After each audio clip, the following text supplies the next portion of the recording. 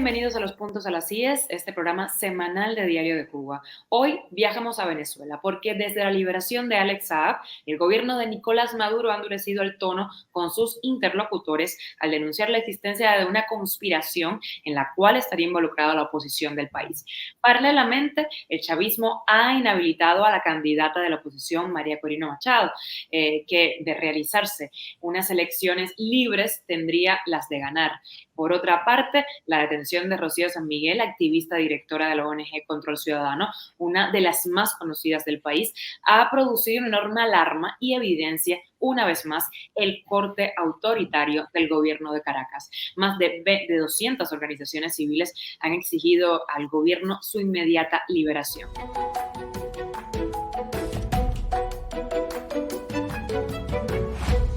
Para hablar del tema, hoy me acompaña el activista Rafael Uzcategui, sociólogo y director del Laboratorio de Paz, Wanda Cedeño, gracias por su tiempo, coordinadora de Voto Joven, abogada de la Universidad Central de Venezuela, y Piero Trepechone, politólogo, consultor en opinión pública e incidencia. Gracias a todos y quiero empezar con Rafael. ¿Qué impacto tiene la detención de Rocío San Miguel en el campo democrático del país?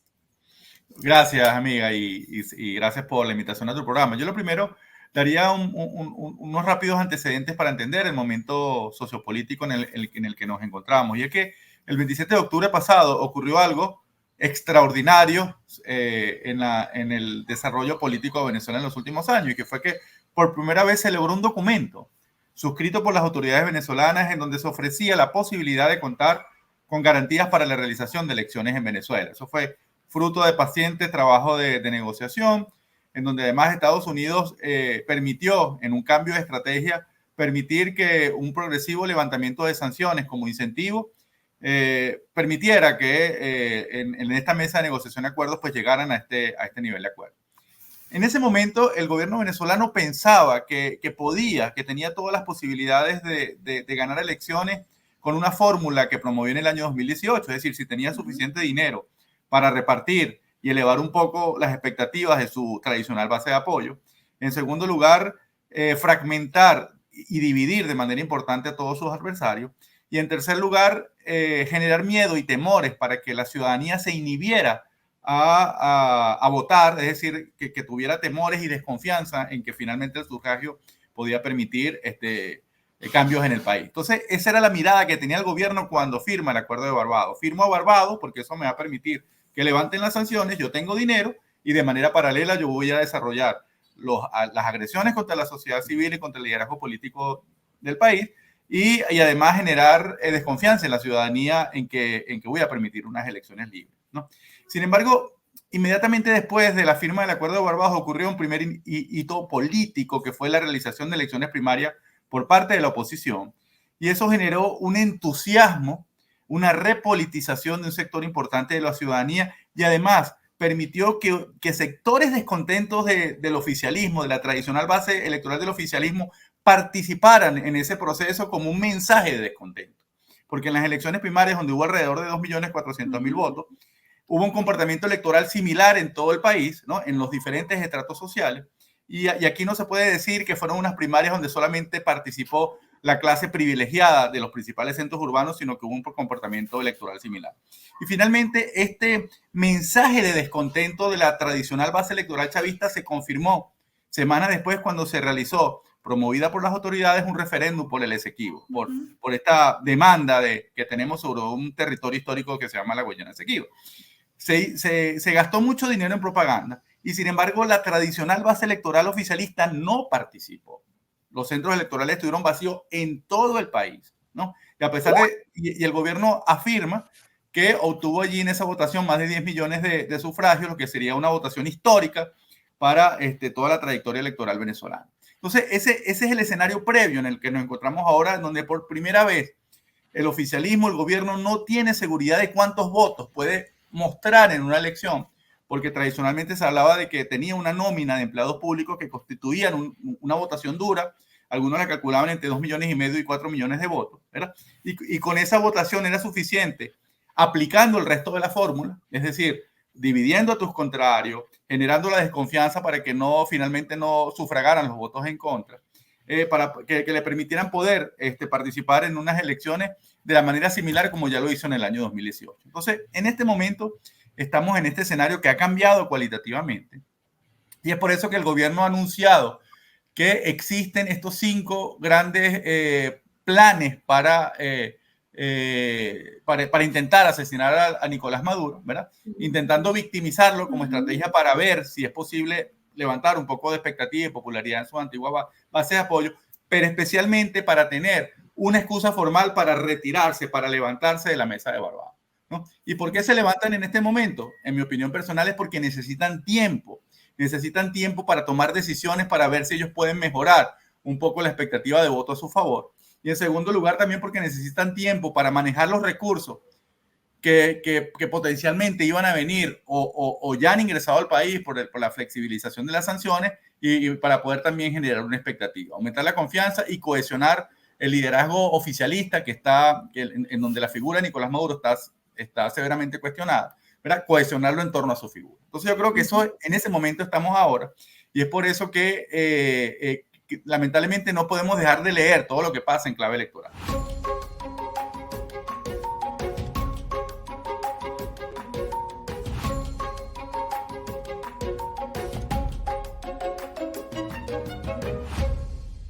¿Qué evidencia se tiene de que este complot realmente exista? Y quiero retomar también la pregunta que le hice a Rafael de qué impacto tendría la detención de Rocío San Miguel en el campo democrático del país. Creo que para justamente dar respuesta a esto, como decía Rafa, hay que leerlo en clave electoral.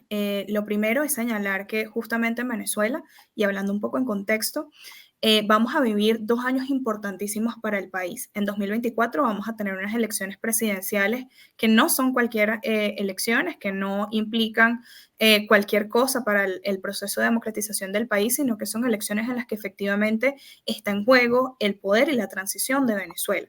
Porque tal como señalaba Rafael, hay un movimiento luego de muchísimo tiempo por parte de la ciudadanía de confianza en el voto. Y sobre todo de necesidad de participar en ese espacio político de pues, ejercer el derecho al sufragio. Viendo este contexto, pues naturalmente la detención de Rocío se presenta en primera instancia como algo ejemplarizante, justamente para evitar tener a una organización a organizaciones de la sociedad civil cohesionadas y enfocadas únicamente en el tema electoral y exigiendo además garantías, porque hay que señalar que aun cuando es un año importantísimo, pues las garantías electorales están sumamente debilitadas. Pero luego, pues también es un mecanismo para enviar mensajes a sus propias bases y a partir de esto, pues también dar un poco más de tiempo de reorganizarse y depurar aquellas personas que consideran quizás no están tan comprometidas con el proceso chavista. Esta situación preocupa y preocupa justamente porque en el marco de años electorales solemos ver que las garantías son debilitadas, pero naturalmente vemos con muchísima preocupación cómo la persecución en contra de la sociedad civil venezolana se está aumentando y además está ocurriendo a la par de una amenaza de aprobación de una ley que prohibiría prácticamente a las organizaciones de sociedad civil en Venezuela y que afectaría enormemente a un proceso electoral, pues no tendríamos en efecto una sociedad civil organizada encargada pues de ver el proceso, de evaluar cualquier tipo de incidencia o irregularidad y sobre todo denunciarlo, que ha sido nuestro rol más importante. Con respecto pues naturalmente a las pruebas, hasta el momento, y creo que es valioso resaltarlo de esta manera, la defensa de Rocío San Miguel y sus familiares no han podido verla. Aunque se dice que se encuentra en la sede del helicoide, la verdad es que nadie tiene una prueba de esto ni tienen seguridad sobre ello, por lo que Rocío sigue estando en desaparición forzosa, pero además no se ha respetado su debido proceso. Nunca vimos pues boletas de detención, nunca pues se ha hablado específicamente cuáles son las pruebas que la asocian a este caso, a la cual la vinculan como parte de los 5 procesos de magnicidio que aparentemente iban a ocurrir. Y por último, pues tampoco se le ha dado la oportunidad de respeto al debido proceso. Todas estas son incidencias que justamente van aplanando el camino hacia un proceso electoral, pero sobre todo lo van caracterizando, y ahí entra un llamado importante a la comunidad internacional. Es importante tener los ojos puestos en este proceso electoral y en todo lo que ocurre a la par, porque todo esto que estamos viviendo en 2024 no es casual, es justamente a propósito de años electorales que vienen. Wanda, entiendo que, por ejemplo, los medios de comunicación no han dado ninguna prueba de este supuesto complot de la oposición, o ¿qué están diciendo los medios de comunicación respecto a eso? Sobre los medios de comunicación es importante señalar que justamente estamos enfrentando años en los que la libertad de expresión ha sido sumamente atacada en Venezuela. De hecho, los medios de expresión, los medios de comunicación en el país no tienen oportunidad usualmente ni de dar visibilidad a la oposición venezolana, de que declaren o de hablar de estas temáticas, salvo algunas cosas muy específicas y con grandes restricciones. Quienes sí han presentado en enero algunas pruebas, pues fue el Ministerio Público, pero nuevamente no vinculadas a Rocío, sino al primer grupo de detenciones que hubo en enero de este año. Esto es importante señalarlo porque aunque se hizo a través de una rueda de prensa y a través de la cuenta de Twitter del fiscal, esto no representa de ninguna forma el debido proceso en Venezuela, pero además tampoco salvaguarda realmente los derechos de las personas que fueron arbitrariamente detenidas. Al contrario, lo justifica y aleja de la posibilidad de que sus propias defensas privadas o que las personas efectivamente determinen, pues puedan participar en este espacio.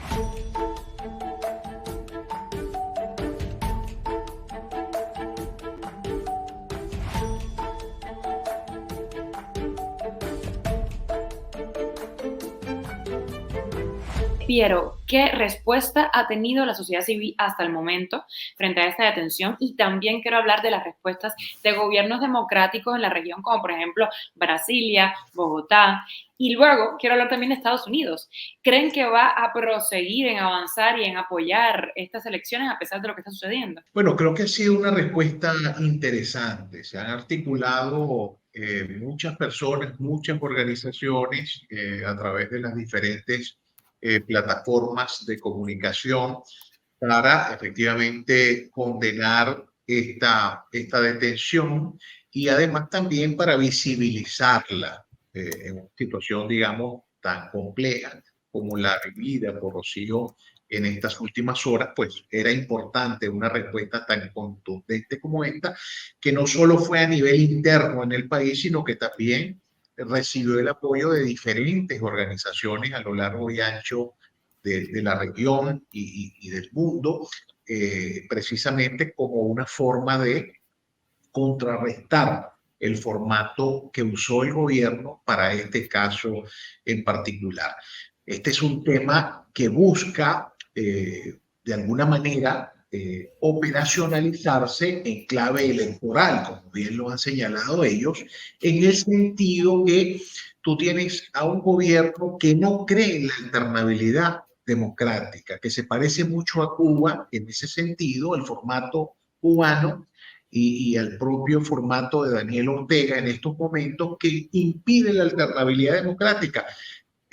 Cuando el gobierno ha perdido elecciones en ámbitos de estados, a nivel departamental y municipal, trata siempre de colocar gobiernos paralelos, los denominados padrinos o madrinas, que restan presupuesto, restan competencias en el ejercicio del gobierno. A nivel nacional, digamos, es clara la voluntad de reelección y de mantener el poder a toda costa, y en ese sentido, frente a una coyuntura, como bien lo señalaba Rafael al principio, que partió de una elección primaria, de una movilización extraordinaria de ciudadanos en medio de un clima hostil de invisibilización de los medios de comunicación de ese evento, además de todas las limitaciones que colocó el Estado venezolano para que se impidiera la participación electoral, y que ha dado como resultado, digamos, una tendencia electoral que implica, en el caso más conservador, la intención de voto de de Nicolás Maduro en su intento de ir a la reelección. Evidentemente, en este marco de no creer en la alternabilidad democrática, se busca construir una legitimidad paralela, independientemente de la opinión de los gobiernos de la región y del resto del mundo, pero construir una legitimidad paralela en función de poder llevar a cabo un proceso electoral con todas las variables controladas que faciliten esa reelección aún en medio de ese clima de opinión pública totalmente desventajoso que tiene el actual mandatario, y que encabeza pues la principal referencia de la oposición venezolana, que en este caso es María Corina Machado. Entonces, todos estos movimientos efectivamente apuntan a construir una legitimidad paralela para justificar una elección no competitiva. Quiero hablar precisamente de Corina Machado, Rafael, porque bueno, ha sido inhabilitada. ¿Qué alternativa entonces ahora le queda a la oposición para hacerle frente a Maduro? Sí, bueno, nosotros decíamos cuando alentábamos a la gente a participar en el proceso de primaria, decíamos que allí no solamente se iba a definir una potencial candidatura unitaria, sino que iba a haber una nueva arquitectura de la oposición, ¿no? Y efectivamente esas son las dos condiciones que tenemos ahora. Tenemos un liderazgo emergente legitimado por la soberanía popular, que no es solamente María Corina Machado, sino también el resto de candidatos como Andrés Caleca, como Tamara Adrián y como Delsa Solórzano, que participaron en la contienda, se midieron y hoy son reconocidos como parte de ese liderazgo emergente. Entonces yo creo que en este momento María Corina Machado es depositaria de la esperanza de los venezolanos, porque yo estoy de acuerdo con los análisis que dicen el problema no es ella, sino la esperanza que ella suscita, ¿verdad? Que ella está capitalizando en este momento como posibilidad de cambio, como demanda aspiracional de los venezolanos. Y uno esperaría que ella, digamos, como líder ratificada por los votos de la gente y por la confianza de la gente, pues como estadista finalmente tome las decisiones que tenga que tomar. Y en el caso de que ella tenga que apostar por una candidatura alternativa, pues ella sea parte de ese proceso de toma de decisiones. Sin embargo, yo creo que todavía no hemos llegado a ese momento.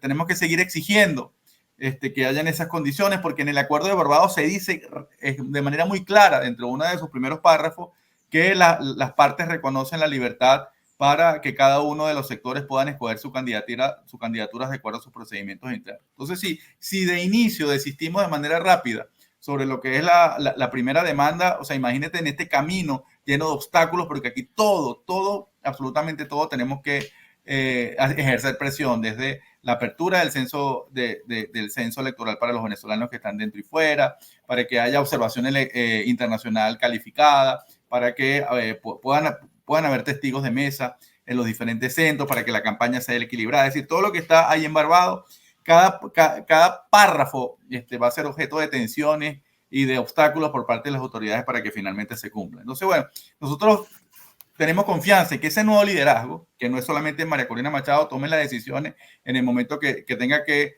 hacerlo, pensando en el bienestar del país y, por supuesto, en la posibilidad de una transición a la democracia. Seguimos sobre este tema, Wanda. ¿Qué posibilidad de acción le queda a María Corina Machado ahora, después de esta inhabilitación? Y esta pregunta que también quiero hacer extensiva a Piero, ¿qué esperan entonces ustedes de las próximas elecciones en Venezuela? Yo creo que es importante, para dar respuesta a eso, primero señalar que las inhabilitaciones políticas en Venezuela han sido empleadas históricamente como un medio para evitar que la oposición o la disidencia política o los percibidos como tal participen. Pero es además una afectación que se hace no solo a los liderazgos políticos de oposición o disidentes, sino también a la propia ciudadanía. En el caso de María Corina, justamente no está solo en juego el hecho de que ella participe, está también en juego la posibilidad de que los ciudadanos que ya participaron en un primer espacio de primarias, pues también puedan elegirla. Y eso es parte justamente de lo que caracteriza el derecho a elegir en el marco de los derechos humanos. Por lo cual, en efecto, descartar en este momento la posibilidad de que María Corina participe, primero, es muy temprano, y luego es una afectación directa a la posibilidad que tienen millones de venezolanos de escogerla, y que ya en un primer paso lo hicieron. Luego, pues señalar justamente que, dado que no es nuevo este contexto de inhabilitaciones, tenemos ya una experiencia en lo que pudiese ocurrir a futuro. En las elecciones de 2021 se inhabilitaron a más de 50 personas, elecciones que además no eran de carácter nacional, eran regionales y municipales, pero aún así se hizo uso de esta herramienta, además a través de trámites administrativos que no respetaban de ninguna forma la imposición pues de una inhabilitación política tal como lo establece la Corte Interamericana.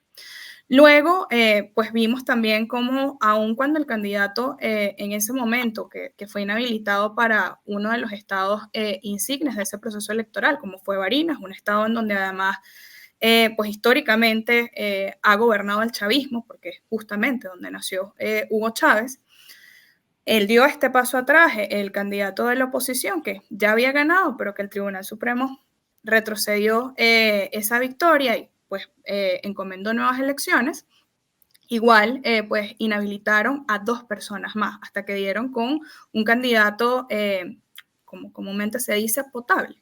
Por lo que el camino que nos toca aquí en adelante no es rendirnos, es básicamente seguir exigiendo nuestros derechos y seguir apostando a que la habilitación, pero más aún las garantías electorales en pleno, en donde se incluye un cronograma electoral claro, un registro electoral lo suficientemente actualizado y con mayores posibilidades para que los jóvenes, las personas que necesitan actualizar sus datos y los venezolanos en el exterior participen, la devolución de las tarjetas a partidos políticos que han sido judicializados y sobre todo el levantamiento de inhabilitaciones a quien arbitrariamente se les han impuesto, pues caracterizan este proceso. Y eso solo se va a lograr efectivamente si hay un movimiento cohesionado demandando justamente por garantías y por condiciones electorales. Y allí es a donde quieren evitar que lleguemos.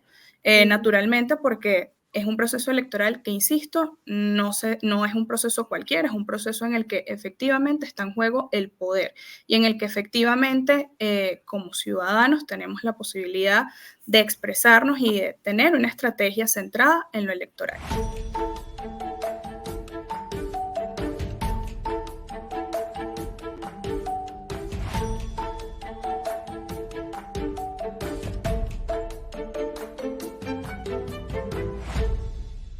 Ya para terminar, Piero, un poco la misma dinámica, la misma línea de pregunta. ¿Qué espera de las elecciones en Venezuela y qué posibilidad de acción usted ve que le queda a María Corina?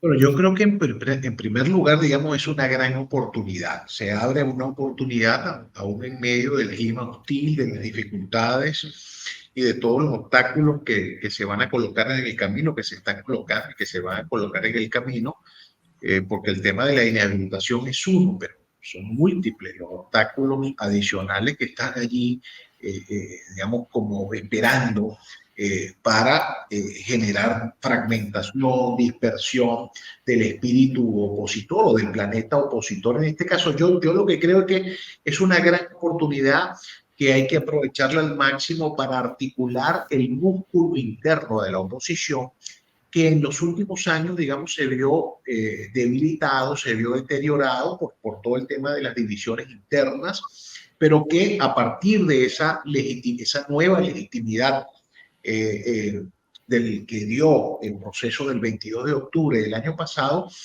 digamos, se puede articular esa nueva arquitectura de la que hablaba Rafael, que creo que es muy importante de cara a lo que viene. Yo creo que hay que jugar en el campo de la estrategia, hay que trabajar, digamos, la técnica de escenarios.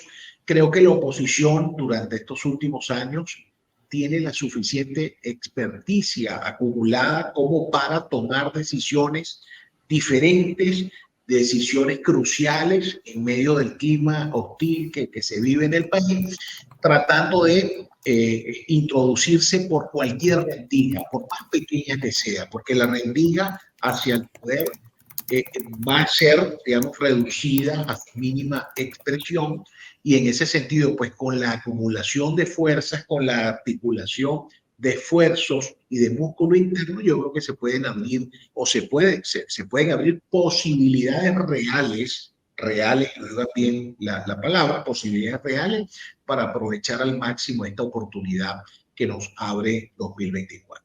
Bueno, ojalá todo vaya por el buen camino. Diario de Cuba tiene los ojos puestos en Venezuela, lo que sucede allí. Estaremos muy pendientes.